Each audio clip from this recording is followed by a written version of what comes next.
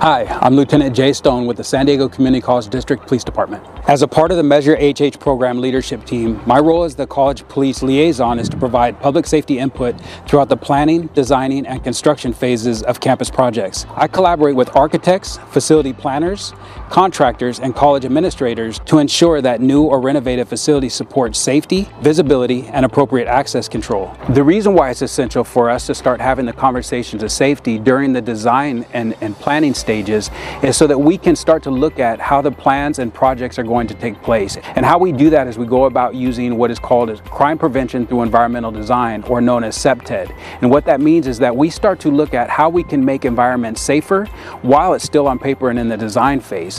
What that means is having more visibility, lower hedges, well-lit walkways, and looking at ways that we can help eliminate and discourage crime and make environments safe before a single foot is even on campus. By having open, wide spaces with well-lit walkways, it creates a secure environment, one that you don't feel closed off or isolated from each other. And what we want to do is ensure that our design projects are not only implementing the district wishes, but my role using CPTED is going to look at it as, okay, we want to create a beautiful environment, but how can we do so in the safest manner possible? And this is a prime example where you have a campus like this that is completely wide open. From several different buildings, you can see what is happening in the other building. If we can design places that through design make it a safer place and environment for our staff and students, then that's my role and that's what I'm doing here. Some of the things I'm listening for might not be so obvious. Some are absolute requirements. When we talk about like dedicated fire lanes, things of that nature are required, and I ensure that they're going to be in a location that is going to be conducive for those first responders to respond, whether it be police, fire, or medical services. When we talk about security, it is constantly evolving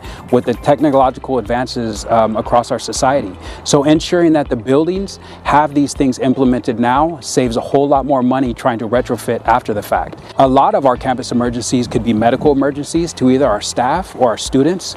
They could be natural disasters such as fire or earthquake. So when I also look at fire lanes, I look at the directions of ingress and egress, and how our staff and students and our campus visitors going to get from a safe from within a building to a safe location.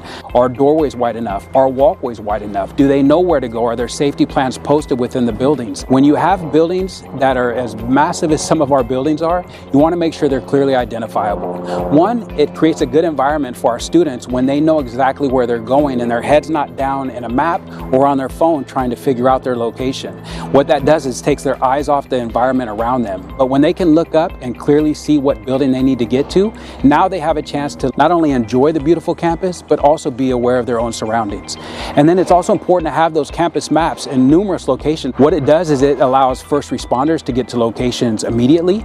It allows visitors to get to locations quickly, and that creates an environment that is welcoming to everybody from the outside. When we look at the design of classrooms, what we want is, one, each classroom across this district is equipped with an emergency call box. That emergency call box allows individuals to connect instantly with dispatch and to get officers en route. But when we talk about the design and layout of the classroom, having it too isolated with solid doors and very little windows does not allow the occupants of that classroom to see what may be going on outside. What we want to do is create an environment where you have an idea who is approaching your door, who is knocking at the door, and what may be going on outside that door. If you were to hear a loud noise or something like that, without having to open that door, you can kind of see what's going on.